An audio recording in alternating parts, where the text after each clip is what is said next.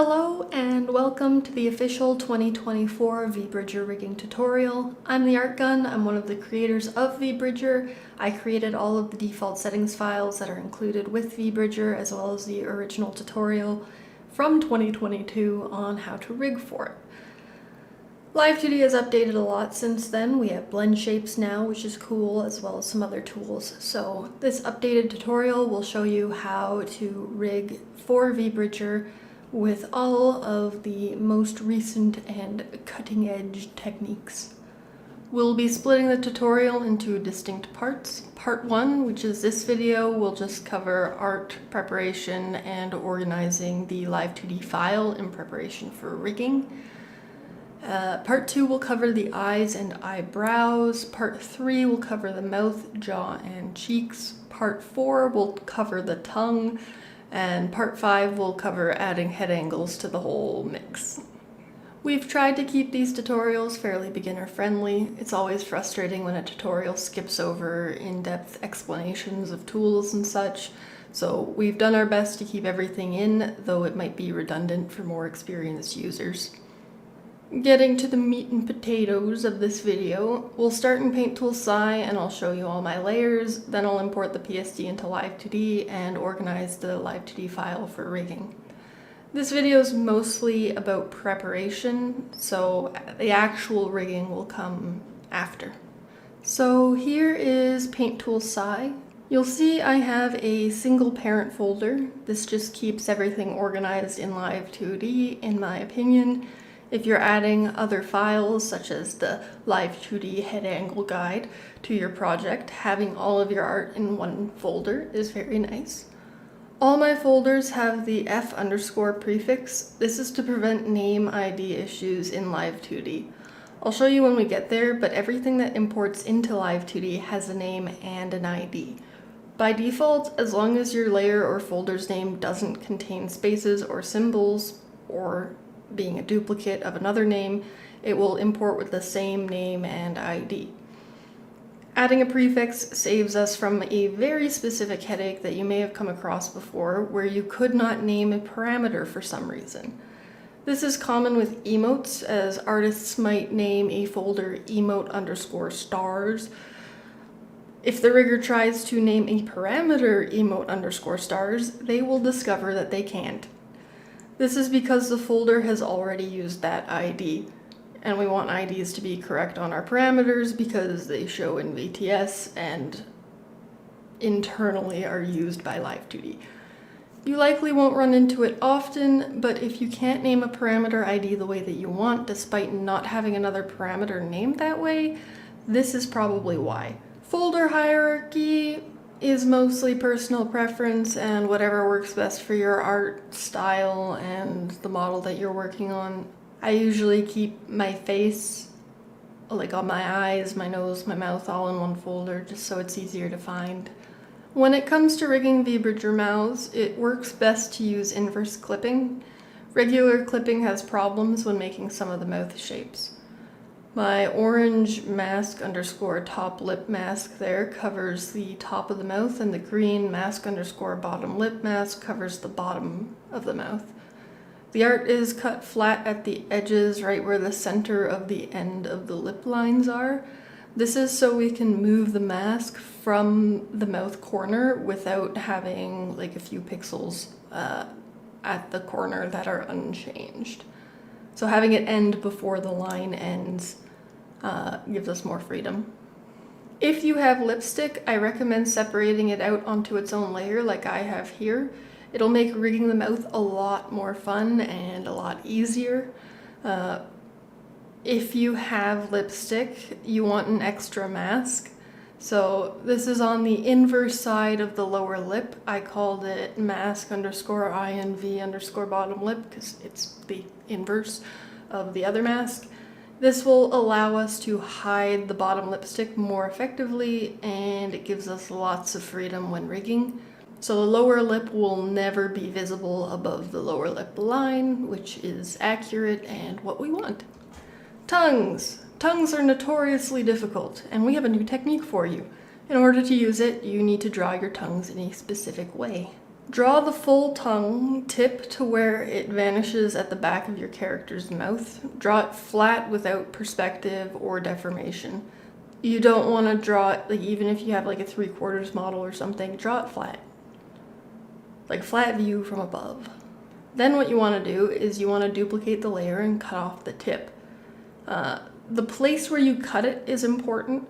So imagine if your character bit their tongue off with their lips. That's where you want to cut your art.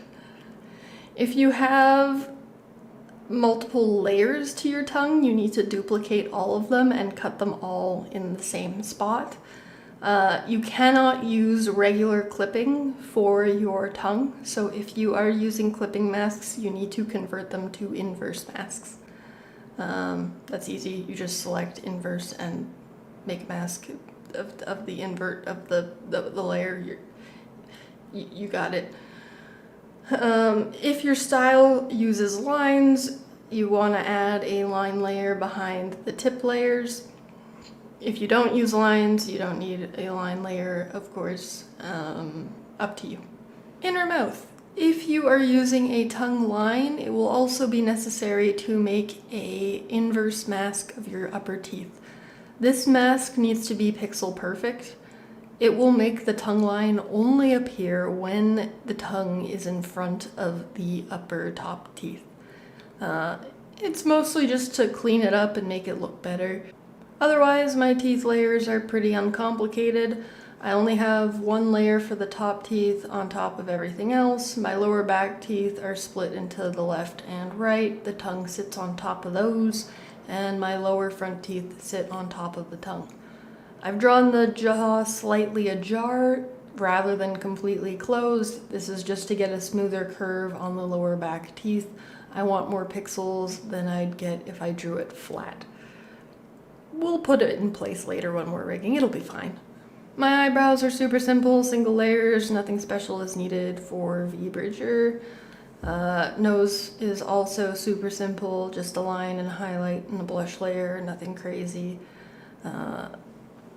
My eyes are also fairly standard, except I'm using an inverse mask for them as well. I find it convenient as you can make the inner eye fully vanish, which you can't while using a standard mask. Like if you cross your inverse mask over itself, it'll just hide everything inside of it. Whereas for a regular mask, you have to like crunch it all the way down, and then you still technically have a thin line of visible inner eye, and then you just have to hide that underneath your eyelids. I don't like crunching masks, so I use an inverse mask instead. For the head itself, I have 3 layers: the blush, the fill, and the backline. Backline just sits behind the fill layer, blush clips to the fill layer using a regular clipping group. All of my clipping masks are at 0%, but are visible. This is so that in Live 2D I don't have to re-enable them to use them, as in Live 2D if your mask is disabled, it doesn't mask anything. So I don't want to have to turn all those on again. So I just have them on and at 0%.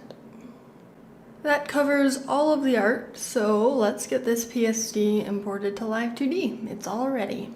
We can just drag and drop the PSD into Live 2D while we have no project open to start a new project.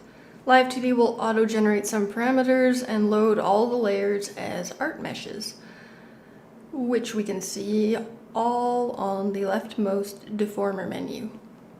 It's really hard to find anything like this, so I like to organize these objects into deformers.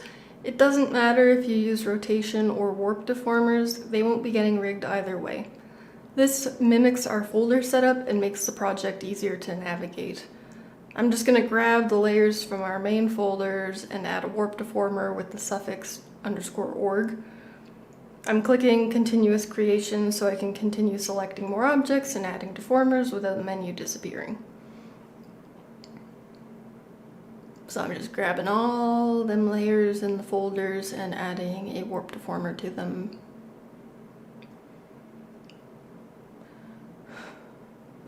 Once I have my org deformers organizing my face layers, I'll select them and add a rotation deformer parent to control the whole head. Since I'm just making a floating head for this tutorial, the benefits to strict organization are less obvious, but I promise rigging is much smoother when you organize these things prior to getting into the details. I also like to have a main rotation deformer as the root of all my model meshes and objects, so I'll just add that at the top. I call it model. Now that our art meshes are organized, I'm going to organize our parameters. This is fairly simple. We're just adding folders to the defaults that Live2D has given us. So starting with head angles, I'm creating a head angle folder which will contain angle X, Y, and Z. Then eyes will contain eye open L through eyeball Y. Then brows will contain brow L and RY, but nothing else. We're going to delete those later. They're not necessary for this style of rigging. If you use them, go ahead, but I'm not going to. Then we'll create a mouth folder and put mouth open and mouth form in here. Lastly, body. The body angle parameters and breadth will go in here. This should leave the leftover brow params and some default hair parameters that we won't be using. I'm going to delete them all. Next, I'll be moving the org deformers in the hierarchy. I want them all in one place because these are special deformers that won't be doing anything, and I want them somewhere easy to delete. So I don't want them nested all in these little folders all over the place. The last step to having this model ready to rig would be to apply the masks. So I'm starting with the inner mouth, which is masked by the upper and lower lip masks. I'm selecting the upper and lower lip masks and hitting Ctrl+C. I can then go to all of the inner mouth layers, and in the clipping ID box I can click on it and hit Ctrl+V. This will paste the IDs of the objects I copied. This is the most convenient way to apply masks and the most efficient. If you're using the Live2D menu, it will reload the masks every time you make changes, which is very inefficient if you have a large model. It can take up to a minute to load at times, depending on how heavy your model is. So applying all the masks at once and not hitting enter or clicking out of the clipping box is the most efficient way to handle the masks. I'm also going to check the inverse box for our inner mouth masks so it's working properly. Next, I'll mask the lower lip and lower lip line by mask_upper lip and check the inverse box. Then I'll add mask_I and V_bottom lip, the blue mask, to the bottom lip. This will mask out the lipstick itself, so we're not adding it to the lip line at all. The upper lip is still crossing the upper line, so I'll add the upper lip mask to its clipping group as a regular mask. You can see when I move the lip layers, the lower lip is never visible above the upper lip, and the lips themselves never cross past their lip lines.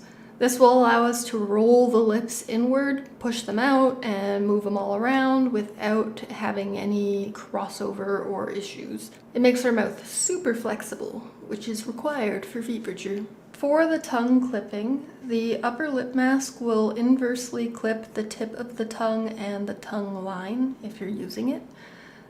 We'll add the inner teeth mask to the tongue line as well, and we will use the upper and lower lip masks for the whole tongue layer. Then we'll organize the tongue layers so the tongue tip and line go under the top lip. The whole tongue layer goes under the top teeth. The result of all of our tongue masking allows us to move the tongue around. If it crosses over the upper teeth, we get the line. So it looks nice and clean, even though it is technically clipping through the teeth. And if it goes below the bottom lip, it breaks, but we don't care about that because it'll never go below the bottom lip. And if it goes under the upper lip, it just vanishes. So All situations are accounted for, and it is good to rig. Our eyes are still hella unclipped, so I'm copying the eye mask, selecting all the inside parts, and pasting the mask in the clipping ID. I'm clipping left and right separately. VTube Studio lets us break the usual limit on clipping groups, which I think is like 64 or something. If I wanted to keep this more optimized for other applications, I'd probably add the left and right masks to both eyes, and do that for all left and right masks, because it would save me, it would half the amount of masks I would need, basically. Lastly, I am masking the blush to the head with a regular mask. All of our masks are applied, we're looking cute, we're looking organized, we're looking ready to dive into actual rigging, so I will see you in part 2.